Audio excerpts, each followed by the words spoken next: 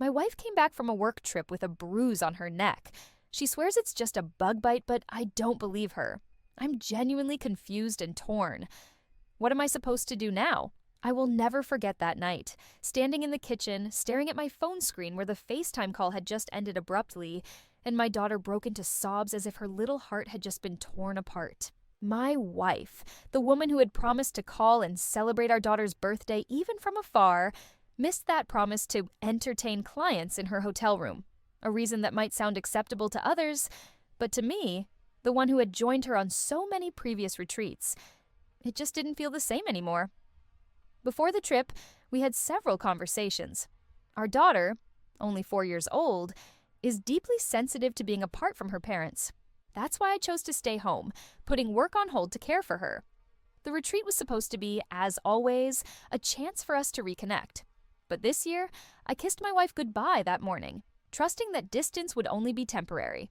I didn't realize then it was the beginning of a permanent one.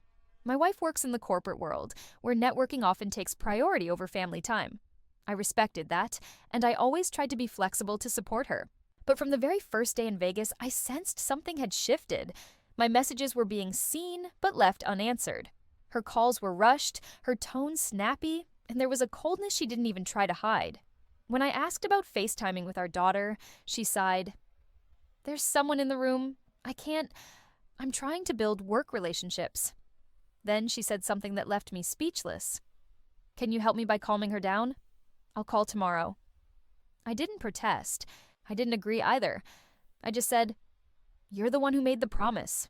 You're the one who needs to explain." She hung up. Our daughter didn't understand what was going on. All she knew was that her birthday had been missed, and she cried. That night, I held her as she fell asleep in my arms, gently rocking her, while trying to swallow down the questions screaming inside me. What is happening to my wife? Things became clearer when I saw the photos my wife posted on social media. A young man, a new hire in her department, appearing in every single frame next to her. There was a picture of him with his hand around her waist, a clip of them laughing together like newlyweds. What struck me the most was this. She knew I would see those posts, but she posted them anyway. I remembered months ago when she mentioned this new guy, the one she had been assigned to mentor, a young, eager man who didn't seem to know personal boundaries. Once, he even texted her privately, "You're the kind of woman I need to keep me on the right track." I was upset back then, but she just brushed it off with a chuckle. He's just trying to connect. He doesn't really know anyone. But looking back now, I can't help but wonder, maybe that connection isn't so innocent anymore. The retreat lasted less than a week, but each day felt like I was losing something vital. Not just my wife, but the trust I had placed in her so completely. That trust, the very foundation of our marriage, was now cracking right down to the core. I still don't know exactly what happened, but I do know one thing for certain. The woman who returned from that trip is not the same one I kissed goodbye at the airport. She came home late that afternoon. The door creaked open, and the sound of her footsteps echoed through the house. A sound that once made my heart flutter, now made it skip for a different reason. Not longing, but tension, suspicion, pain. I didn't see the bruise she mentioned over the phone right away, but when she bent down to take off her shoes, her collar shifted, and I saw it, clear as day, round, deep purple with a fading yellow rim, a hickey, undeniable. I froze, silent. Our daughter ran to hug her mother's legs, beaming as if the days of crying over video calls had never happened. She picked her up, smiled like nothing was wrong. I gave her a stiff nod and stayed quiet. I didn't want to hurt our child with a fight, not in front of her, but inside me, something was already burning. Later that night, when our daughter was asleep, I finally said what I'd been holding back. "That photo you sent, the mark on your neck, you said it was a mosquito bite. But this isn't from a bug, and you know it." She frowned. "You're doubting me again?" "I told you it's a bug bite. I don't have time to explain the same nonsense over and over." I lifted my head and looked straight into her eyes. "This isn't nonsense. I'm not stupid. Don't treat me like I've never seen a hickey before. She was quiet for a few seconds. Then she said something that made my skin crawl.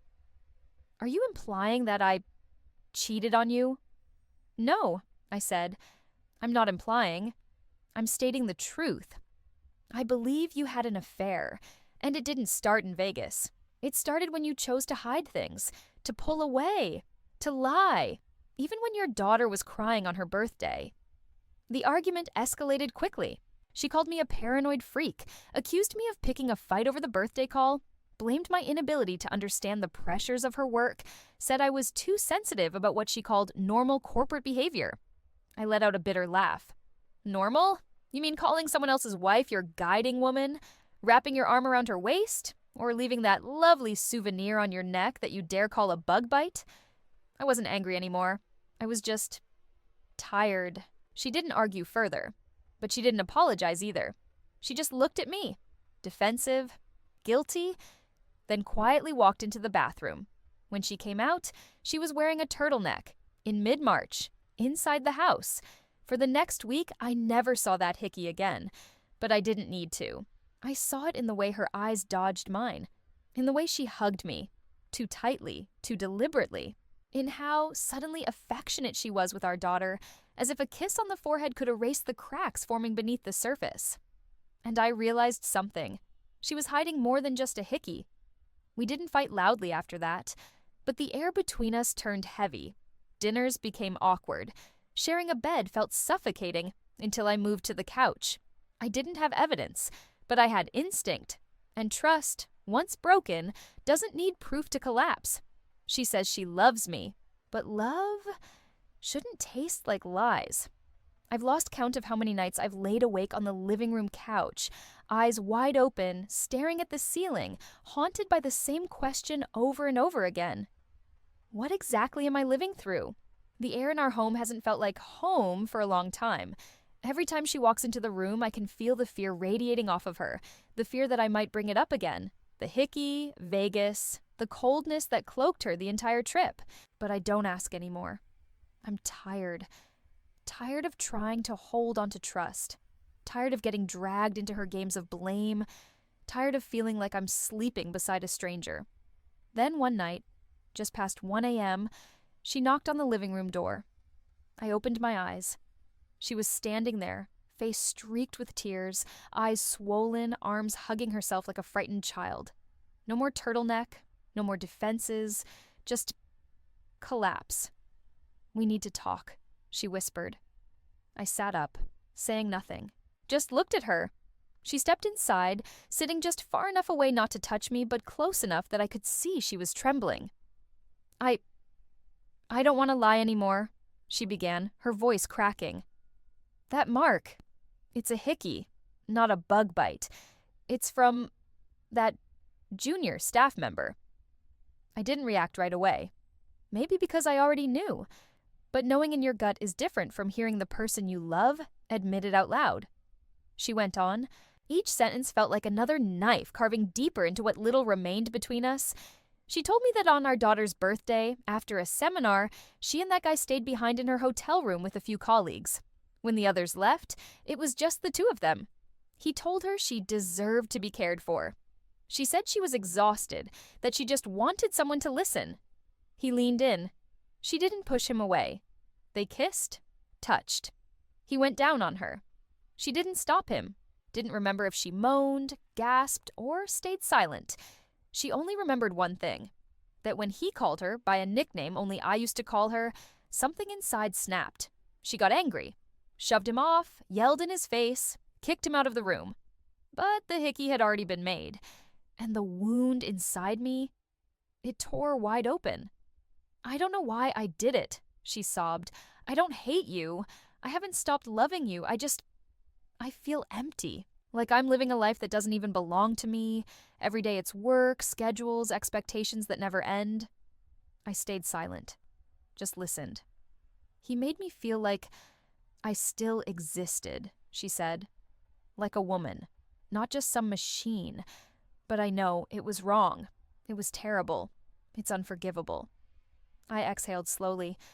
"I didn't need you to say it out loud to know you cheated. But now I know something else too. You did it on our daughter's birthday. She buried her face in her hands and broke down. "I'm sorry. I'm so sorry. I'll do anything to make this right. I'll quit my job. I'll go to counseling.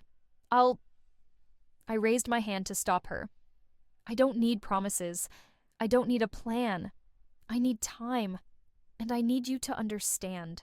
What you didn't just break this marriage. You shattered the heart of the little girl you call your daughter." In the stillness of that night, between her choked sobs and my aching silence, one thing became painfully clear. Truth doesn't set you free. It strips away everything you were pretending still lived. And now, there's no going back. The next morning, she cleaned the house meticulously, as if trying to prove something. Every corner was wiped down, our daughter's toys were neatly arranged, and breakfast was cooked like it was part of a professional cooking show. But the kitchen still felt cold. I sat there eating, unable to taste a thing. She silently watched me and our daughter, as if waiting to see if either of us would forgive her or call her back home. But our daughter simply ate in silence, without the usual excitement she used to have whenever her mom returned from a trip. She used to run up and hug her, chatter nonstop about her week. Now, she just kept her head down, lips pressed tight. After breakfast, I took our daughter to the park nearby. On the way, she asked, "Is Mommy going to stay home now, Daddy?" I froze, then quietly answered, "No, sweetheart. Mommy's going away for a few days, but I'll always be here with you." That night, I asked for a separation. I didn't yell. I didn't accuse. I didn't even ask for more confessions. I just told her that I couldn't keep living with someone I no longer trusted. I gave her two options. She could leave the house, or I would leave with our daughter. Either way, separation was inevitable. She lowered her head and nodded. And just like that, she left. She moved back in with her parents. A bitter irony, because she had once told me she couldn't bear the emotional coldness of that household, especially since her own father had cheated, and her mother had chosen silence over action, even to this day. I didn't feel victorious. I didn't feel relieved. I just felt empty. The first day without her, I looked around the living room, once the heart of our home. My daughter still played with her dolls like usual, but every now and then, she turned to look at the door as if hoping to hear those familiar footsteps. Sometimes she'd ask, "Is Mommy at work, Daddy?" And all I could do was nod. My wife still called, she texted, she said she'd do anything, quit her job, report everything to HR, change her number, cut all contact with him. And she did. HR placed both of them on temporary suspension for an internal investigation. But even before the results came back, she voluntarily resigned. She said it was her way of proving she was serious. She wanted to fix things, not just for our daughter, but because she still loved me. But I couldn't hear love in her words anymore. Not because she wasn't sincere, but because that word had lost its meaning inside me. We began attending marriage counseling, like two survivors of a shipwreck, sitting among the ruins, trying to figure out if anything could be rebuilt. She spoke about the emptiness she felt, about how being noticed by someone else, if only briefly, made her feel alive. She cried when she talked about her father and the enormous shadow he cast over her life. She had thought she was strong, but in truth she was just repeating the same behavior she once swore she despised. I didn't deny her pain was real, but what I couldn't accept was that she used that pain to justify tearing a family apart. Our daughter hasn't asked yet why Mommy doesn't come home anymore, but I see it. Whenever her mother visits, she grows quiet, like a falling leaf. No hugs, no words, no lingering eye contact. The deepest fracture wasn't between two adults. It was between a 4-year-old child and the mother who once promised and broke it. That broken promise, etched on a child's face, is the kind of wound not everyone has the patience or strength to heal. And me? I'm beginning to understand that forgiveness, if it ever comes, won't begin from love. It will begin from learning how to live with a torn memory. We never signed the divorce papers, but deep down, I felt like I lost her a long time ago. A month after she moved out, I started taking our daughter to play therapy sessions guided by a child psychologist. She hasn't directly asked why her mom isn't home, but I know. Pain doesn't always need words to be real. My daughter used to be a bright little light in our home. Now that light is dim, and I have to be the one to keep it from going out. I also began individual therapy. At first, I thought time would be enough, but then I realized some wounds, if left untreated, don't just fade, they fester. Every time I think back to that night, her confession, the way she fell to her knees begging me for forgiveness, I feel like I can't breathe. In one session, the therapist asked, "If you can't trust her anymore, can you still forgive her?" I didn't have an answer then. Honestly, I still don't. I know she's trying. She writes handwritten letters to our daughter every week. She's asked her own mother to help her learn how to be a better mom. She no longer hides behind excuses like, "I didn't know," or "I didn't mean to." For the first time in years, she's starting to take responsibility. But responsibility doesn't undo consequences. One time during a visit, she sat on the floor to play blocks with our daughter. But after just a few minutes, our daughter quietly pulled away and wrapped her arms tightly around me. She didn't cry. She just whispered, "Daddy, I don't want to play with Mommy." I saw tears fall down her face, not because she was rejected, but because she understood something far worse. The worst thing isn't being hated. It's no longer being seen as family. In marriage, people often fear betrayal because of the personal pain. But for me, the deepest hurt was watching that betrayal ripple into the life of the one I love most, our daughter. She no longer saw her mother as a source of comfort, but as a stranger. And that, no apology in the world can fully fix. She still says she loves me. She still wants to rebuild. She still sees us as a family that hasn't broken yet. But I don't see it that way anymore. I no longer look at us as a couple in need of fixing. I look at myself and my daughter as two people who need to be protected. Once I asked her, "When you were having the affair, did you take off your wedding ring?" She was silent for a long time. Then she said, "I kept it on." That answer, so seemingly small, was the final drop, because I realized that ring wasn't just jewelry. It was a silent vow that no matter where you go, no matter what you do, someone is waiting at home. And she had betrayed not just me, but that sacred meaning. Now every morning I make breakfast, take our daughter to school, hug her before she heads to class. I help her with drawing, read her bedtime stories, and listen, really listen, even when she tells the same story for the third time. I didn't choose to be a single dad, but I choose to be a good one, because I refuse to let someone else's mistake ruin my daughter's life. Maybe one day I'll love again, maybe I'll forgive, or maybe I won't. But what I do know is this: I didn't fall apart. I stood up, not because I'm strong, but because a 4-year-old little girl needs to see that even when the world turns its back, there's still someone who stays, and that someone is me. If you're still here reading these final lines, thank you. Truly, thank you. Not because my story is any more special than anyone else's, but because you stayed to witness something many people would rather turn away from. That betrayal isn't just a stolen kiss or a single night of weakness.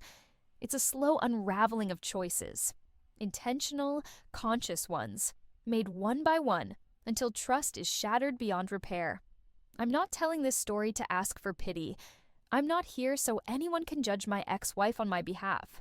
I'm telling it because I know somewhere out there, someone like me exists, someone who once trusted without question and got hurt the most by the one they loved the deepest.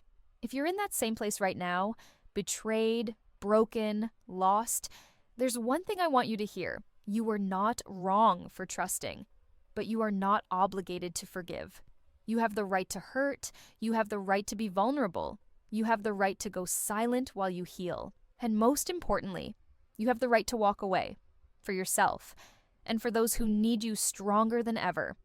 I don't know what my future holds, but I know I still have my daughter. And sometimes, all it takes is just one reason to stand back up. Thank you for listening. From someone who once thought he couldn't survive, but did. This is where the story ends. If it touched you in any way, please leave a comment, give us a like, Share this with someone who needs it, and subscribe to our channel. Your support means the world and gives us the strength to keep creating more stories like this. Thank you again, and see you in the next video.